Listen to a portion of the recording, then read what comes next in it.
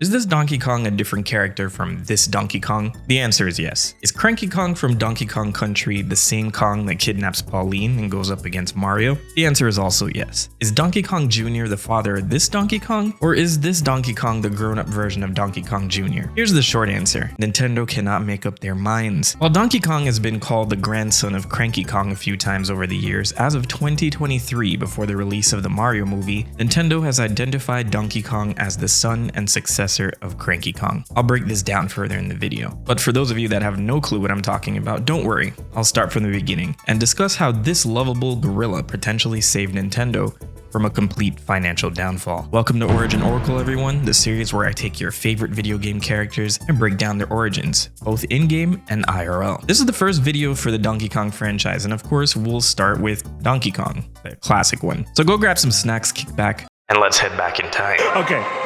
Now you die.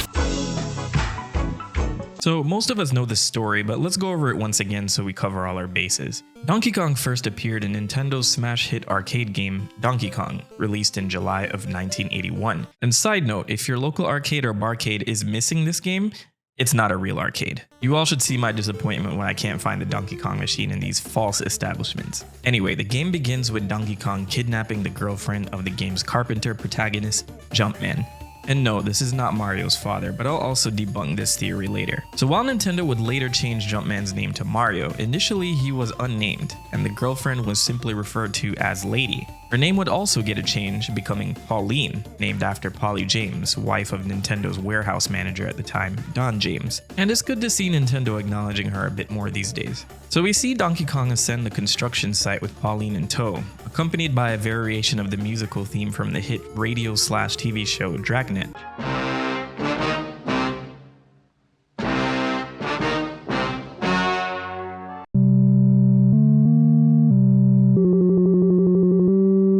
He drops Pauline on a platform before stomping on top of the construction site, altering the landscape of the level before he settles at the top left side of the screen with a smug laugh. So this may not seem like a big deal now, but this quick series of events masterfully sets the stage, giving the player everything they need to know about the objective before they start playing. Cutscenes like this weren't prominent in arcade games at the time, and while Pac-Man also had brief intermissions depicting silly events, Donkey Kong is one of the first to use them to move this simple plot forward. So intending to save Pauline, the player now takes control of Jumpman to ascend the construction site as DK does everything to stop him from reaching them. If Jumpman successfully reaches the top, he and Pauline share a brief moment of relief before Donkey Kong grabs her again and continues to climb. There are 4 unique stages within the game, and the further you progress, the more it demands your quarters, with Donkey Kong increasing the speed in which he throws barrels and the faster these annoying fireballs spawn. It's actually crazy to me how long sentient fireballs have been a staple within both the Mario and DK franchises. We just don't give these little guys enough credit. Anyway, let's take a second to look at how Donkey Kong came to be both an established Nintendo character and a successful arcade title. If you've been watching my Mario videos up to this point, this is going to be like an Avengers-style crossover with familiar names. We have to turn the clock back to the year 1889. This man is Fusajiro Yamauchi, the founder of Yamauchi Nintendo, a Japanese card company based in Kyoto. Who the hell cares? Okay, I'll admit we didn't have to go back this far, so let's fast forward to the late 1970s. Fusajiro's great-grandson Hiroshi Yamauchi is now the president of Nintendo, and as they begin to shift away from the playing cards in the toy market, they begin to turn their attention to arcade games. Nintendo would do this in response to 2 major events. The first being an oil crisis back in 1973 that heavily affected the cost of manufacturing toys. Just for perspective though, if you made it through that awkward 2008 phase, you got through the worst oil prices in history. So here's a cookie. The other major event that pushed Nintendo into the arcade market was the success of Taito's Space Invaders in 1978, which in 4 years had grossed $3.8 billion. This made the game not only the highest grossing video game of all time, but the highest grossing entertainment product at that time. So it's no shock Nintendo decided to throw their hat in the ring, starting with a few electromechanical arcade gun games like Wild Gunman. So in the summer of 1977, Nintendo would also try their hand in the home console market, collaborating with Mitsubishi to release their very first video game console, the Color TV game. 15種類ものゲームが楽しめるカラーテレビゲーム15、9800円のカラーテレビゲーム6もあります。 Even with Atari being the more popular company at the time, this series of consoles was a hit. selling 3 million units mainly due to its intentionally lower price point in comparison to other consoles on the market. But let's turn our attention back to the arcade side of things. I promise you'll see DK again soon. After a couple of failures in the arcade market with games like Sheriff and Space Fever, Nintendo was focused on developing a game called Radar Scope, a pretty simple arcade shoot 'em up. And this would also be one of Shigeru Miyamoto's very first projects for Nintendo, assisting with their art production. The game was released in October of 1980, and Nintendo decided to go all in, testing it with arcade audiences in Seattle. And after it was received positively by some American audiences, they sank their budget into developing cabinets. I mean a lot of them. Meanwhile, Yamauchi's son-in-law, Minoru Arakawa, would establish Nintendo of America in New York City to take on the Western market. But those 3,000 Radar Scope cabinets took 4 months to get all the way to New York, and by then, the interest was already gone, with Nintendo only managing to move 1,000 of their 3,000 arcade cabinets. Arakawa moved Nintendo of America headquarters over to Seattle to cut down on the shipping time from Japan, but Nintendo as a whole was facing a dire financial crisis. But Arakawa had a great idea that he suggested to his father-in-law. Gather the best resources at Nintendo's disposal and create a killer game to retrofit onto the thousands of Radar Scope cabinets sitting in their warehouse. This was the birth of Donkey Kong. Once I was the ape of the hour, they think I'm a coward, an absolute zero. I'm nobody's hero.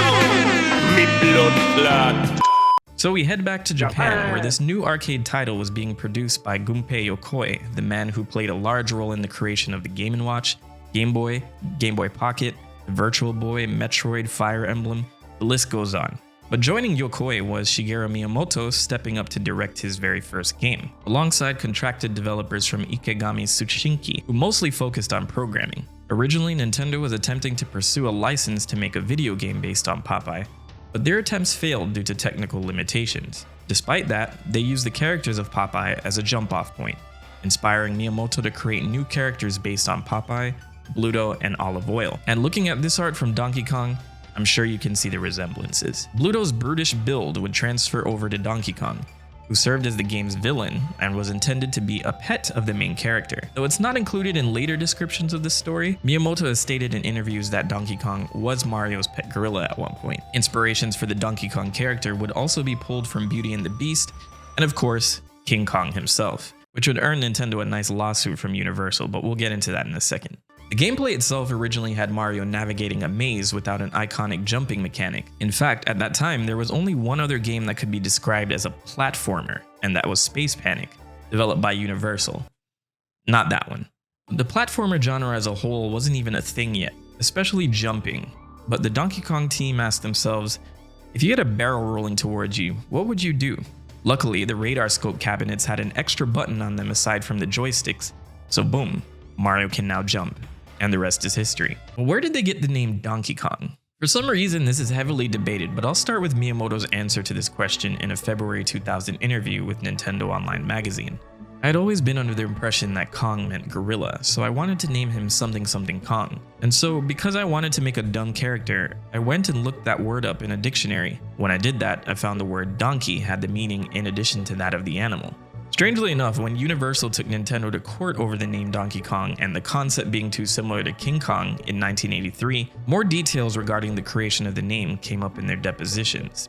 The depositions reveal that Nintendo's export manager Shinichi Todori was originally contacted by Gunpei Yokoi and asked him to come up with the potential names for the character, since he was normally consulted for game titles in the past before they exported them to the West. Todori would come up with a few names for the game, submitting 10 of them to Yokoi, Donkey Kong being one of them. And to take this a step further, Todori would state the following in his deposition. I didn't think of a good word in English, therefore I tried to search for an English word for the Japanese terminology, tonma, which roughly translates to dope or oaf. So by attempting to find a good English word for tonma, he stumbled upon donkey. Shout out to gaming historian for going all the way to the National Archives to dig up this information, by the way. You can check out his video on how Nintendo came up with some of their character names if you want more details. But based on the depositions of Todori, Yokoi, and Miyamoto, it's pretty clear that Miyamoto had no hand in the final name Donkey Kong. So do you guys think he's intentionally taking credit for this? I can't seem to find where this Mr. Todori has gone, or even if he's alive, but regardless, he hasn't spoken on the matter since the lawsuit, it seems. Gunpei Yokoi died in a tragic roadside accident, so We won't be getting any objections from him either. I'm not saying Miyamoto planned this, but all jokes aside, Donkey Kong was released to huge success in the Western markets, becoming the next bestseller and gave a foothold for Nintendo in the United States. Also, I gotta give props to Arakawa, his wife Yoko, and the tiny Nintendo of America team at the time who gutted all the radar scope machines themselves to apply the Donkey Kong kits to these cabinets manually. That was something I learned researching this, and I can't imagine the amount of work it took to do that to 2,000 of these machines. Oh, and by the way, Nintendo did eventually get to make that Popeye game. Popeye video game has the boys fighting worse than ever. Oh, Popeye! I just thought it was neat that they still committed to it. As for the lawsuit from Universal, that came after the game's release. Funny enough, here's a Nintendo-themed amusement park at Universal Studios Hollywood. So let that be a lesson on forgiveness to everyone. Nintendo of America's attorney, Howard Lincoln, hired a highly experienced attorney at the time, John Kirby, to take the case. Long story short though, Kirby argued that not only was Donkey Kong different enough from King Kong for Nintendo to hold the rights, but also argued that King Kong was in the public domain, referencing a lawsuit that Universal Studios themselves handled in 1975, proving that King Kong was in fact public domain. So after their victory, Universal paid back all of Nintendo's legal fees, and Nintendo awarded their star attorney with a sailboat aptly named Donkey Kong. And if that wasn't enough, they would go on to name Kirby after him as well. With the success of Donkey Kong, Nintendo would of course make a follow-up. I got Donkey Kong, and now I'll get you too, Junior. I'm Donkey Kong Jr., and that's my papa. I'm trying to save him, and boy, do I need your help. All the ideas that they couldn't implement into Donkey Kong were now thrown into Donkey Kong Jr., again directed by Miyamoto. And it's here we're introduced to Donkey Kong's son, Jr. The plot is a bit of a twist this time, with Mario as the aggressor, attempting to get his revenge, placing Donkey Kong in a cage. So Junior has to climb vines, brave obstacles, and collect keys to ultimately free his father in the final showdown with Mario in the city. To win, Junior has to put all 6 keys into keyholes to free Donkey Kong from his cage, and make the surrounding platforms disappear, brutally murdering Mario in the process. That's only the NES version, but in the arcade version, DK kicks the shit out of Mario. Originally, Miyamoto wanted Donkey Kong himself to be playable, but his size presented some complications with maneuverability. So why not just make a smaller Donkey Kong the star? While this game wasn't as popular as the original Donkey Kong, it got enough attention that Nintendo would develop a third game in the Donkey Kong series. And that brings us to Donkey Kong 3. Released in October of 1983, Donkey Kong 3 brought a new protagonist to the forefront, Stanley. Who? Yeah, I'm pretty sure Mario is still being treated for brain damage at this part of the timeline. Donkey Kong continues to harass people by breaking into Stanley's greenhouse and upsetting the bugs, which puts Stanley's flowers at risk. So Stanley has to head out with his sprayer to kill bees and chase Donkey Kong away. Wow, Stanley, killing bees is not good for your plants, but I do see the issue with a giant gorilla hanging out in the rafters of your greenhouse. This technically wasn't Stanley's first appearance though, as he had his own Game & Watch game called Greenhouse. Stanley's going buggy. Mario Brothers have their hands full, and Donkey Kong's going ape. Where yes, he's stopping bugs from ruining his plants. Donkey Kong 3 ended up selling significantly less than its predecessors and would be the last Donkey Kong arcade game on the market, though it did get a Japanese exclusive semi-sequel known as Donkey Kong 3 Daigyakushu for some of the 8-bit home computers produced by NEC in the 80s. Developed by Hudson Soft, who would go on to make Bomberman and develop some of the Mario Party games, this follow-up to Donkey Kong 3 once again stars Stanley, and is more of a straight-up shooter in this case. I don't know about you guys, but it looks like Stanley left the greenhouse and is out for blood this time around. The manual states that this game takes place sometime after Donkey Kong 3, but it just kinda leaves it at that. The writers even encourage players to send in their stories for the game to Hudson, so basically, anything you come up with the story for this game is canon to the Donkey Kong series. So I asked ChatGPT to write one for me. Donkey Kong has returned to wreak havoc on the jungle once again, but this time he's brought along some new friends. The jungle's inhabitants are in a panic as Donkey Kong and his allies begin to destroy everything in sight. In the midst of the chaos, a young man named Stanley decides to take action. Armed only with his trusty bug spray, he sets out to put a stop to Donkey Kong's rampage.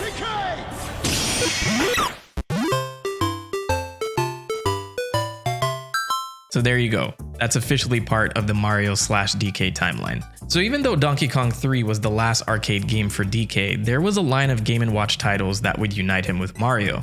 Many of these are rehashes of the arcade titles like Donkey Kong Jr., and Donkey Kong 3, But there's a couple of interesting ones to note, like 1984's Donkey Kong Circus, which features Mario as the animal trainer, I'm assuming, while DK has to balance on a barrel and juggle pineapples. The other game was Donkey Kong Hockey, also released in 1984, which is a two-player game where Mario faces off with Donkey Kong in a game of hockey.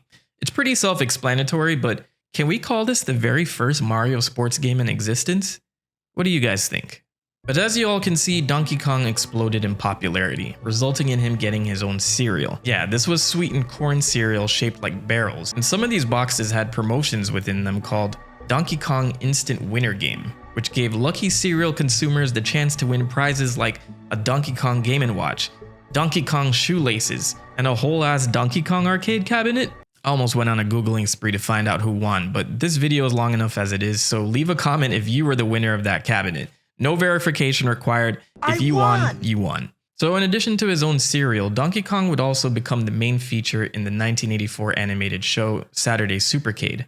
This show would be a collection of animated segments celebrating popular video game series at the time like Donkey Kong, Frogger, Q*bert, and Pitfall. The Donkey Kong segments starred Mario as a circus owner who, alongside Pauline, the animal trainer, would chase after Donkey Kong once he escapes from the circus. That's the setup, but each episode puts the main trio in different scenarios involving other minor supporting characters and villains. They even include our boy Stanley in one of the episodes.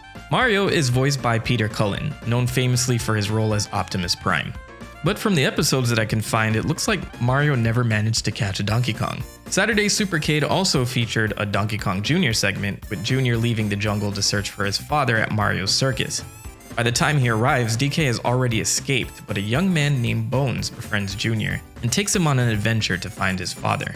The Donkey Kong Jr. segments depict their adventures together, and sadly, I don't think Jr. ever reunites with his father in this show.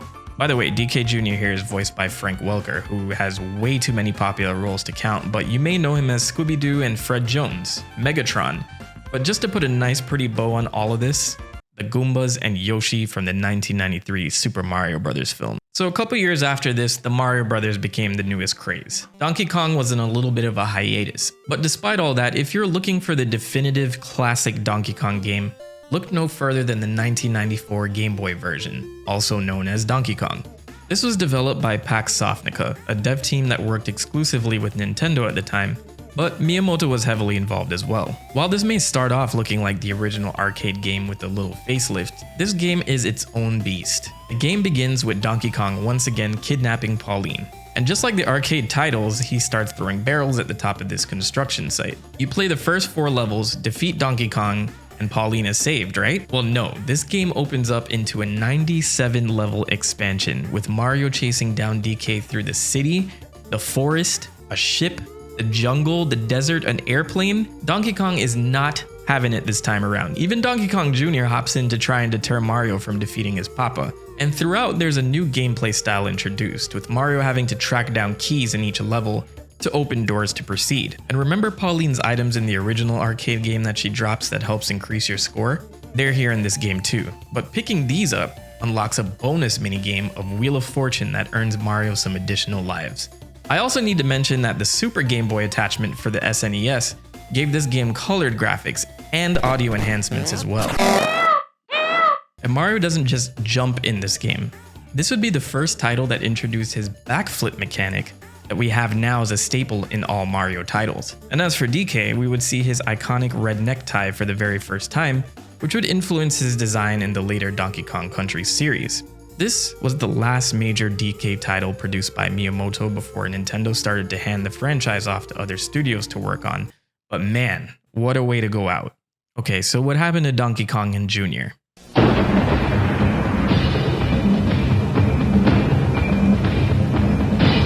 In the fall of 1994, the legendary Rareware would take over the development of major games for the franchise, releasing the wildly successful Donkey Kong Country. Now I'm going to leave this version of DK and the rest of the series for a part 2 to this video, but I wanted to introduce Donkey Kong Country to address one of the questions I presented at the beginning of the video. Donkey Kong Country introduces a new version of DK, a younger, hip gorilla that's moving on from the old days of kidnapping damsels and taking on the mantle of Donkey Kong. In this game, we see an older gorilla named Cranky Kong that is stuck reminiscing about his old days as an arcade era icon.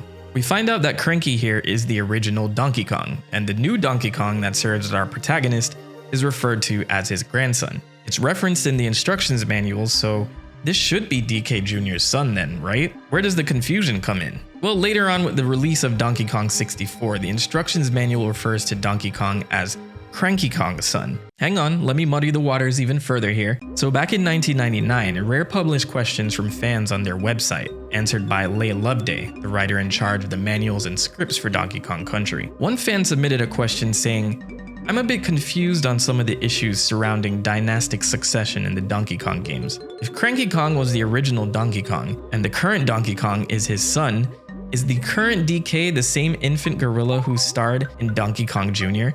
I have also seen references to DK being Cranky's grandson. In that case, what became of the heroic Donkey Kong Jr.? Did he vanish mysteriously in order to provide a plot cliche for one of his son's future adventures?" Roderick Arbuthnot, specialist in Simian drama, Ape Research Society of England. ARS. This guy was way ahead of his time, but I find Rare's answer to be even more interesting. As far as I know, our DK is the son of Cranky, which does indeed make him the original DK Jr. all grown up. So if you see Cranky referred to as DK's granddad anywhere, just cover your eyes and hum loudly until it goes away.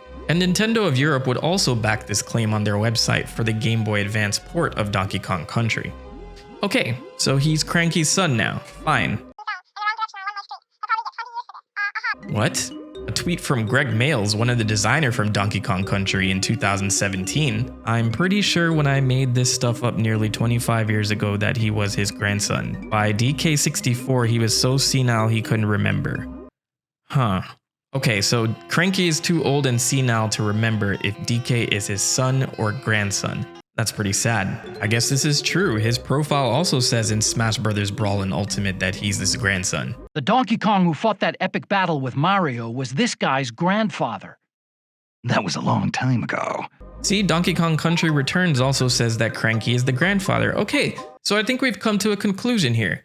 Cranky Kong is DK's grandfather for sure. Oh, hell no, man. What the fuck? Granted, I don't think this movie is going to be directly connected to what's established in-game and will probably serve as its own universe, unless the next Mario game coincides with the movie lore. I guess we'll see. There's also the fan theory that Jumpman from the classic Donkey Kong games is Mario's father, but there's no basis for that, and Nintendo has never hinted at this idea because he's clearly addressed as Mario in both Donkey Kong and Donkey Kong Jr. So I'm not going to agree to that theory unless we get a Jumpman lore dump in the Mario movie or some future game. But why is Cranky old now and Mario isn't? So people have gone as far as using the lifespan of gorillas to debunk the Jumpman theory and even attribute Mario's frequent job changes at that time to the actions of a young man that hasn't figured out his career path yet. And to add even more salt on this identity crisis wound, Yoshi's Island DS introduces the baby versions of several Mario characters as Bowser attempts to kidnap the 7-star children. DK is one of these kids. Now, whether or not this is Cranky Kong or Donkey Kong is heavily debated. If this is Donkey Kong, that means he and Mario are the same age. And if Donkey Kong Jr. is still a baby when Mario puts Cranky in a cage, that means... wait a minute. What if Donkey Kong Jr. has an older brother or sister? I don't know if any other videos address this, but let me cook. I'm not even gonna look it up. So there's no official age for Mario, but Nintendo has hinted that he is in his mid-20s, so let's go with a solid 26. Now I know he looks crusty and hairy in his early art, but the earliest age one can become a carpenter is 17, assuming this is New York. Gorillas are considered elderly at 40, but the oldest male gorilla on Earth, Ozzy, survived to age 61. So let's play with this number and say present-day Cranky Kong is 48 years old. So if we go with that, it could make Cranky roughly 22 years older than Mario. So if Mario is a 17-year-old in the original Donkey Kong, that puts Cranky Kong at age 39. He's getting up there, but he's still a massive gorilla. Following me so far? No. So if we assume that Junior is born around that time, we'd only have a 9-year time span to account for Junior not only reaching a fertile age, but also our DK growing up to being a full-size gorilla by the time Mario is 26 years old. So consider this. Male gorillas are able to reproduce at 11 to 13 years of age. So if DK and Mario are born around the same time, Cranky Kong could have potentially had another child that conceived DK 17 years prior. That puts Cranky at 22 years old when Mario and DK are born, and the parent of DK would have to be at least, depending on the sex, between 8 to 13 years of age, which is more than possible at Cranky's current age. So DK Jr. is the uncle of Donkey Kong, which means that this DK in Yoshi's Island could totally be the current DK. I just saved the freaking world. I know this is gonna rile up the comment section, so take all of that with a grain of salt, because Nintendo just doesn't give a fuck.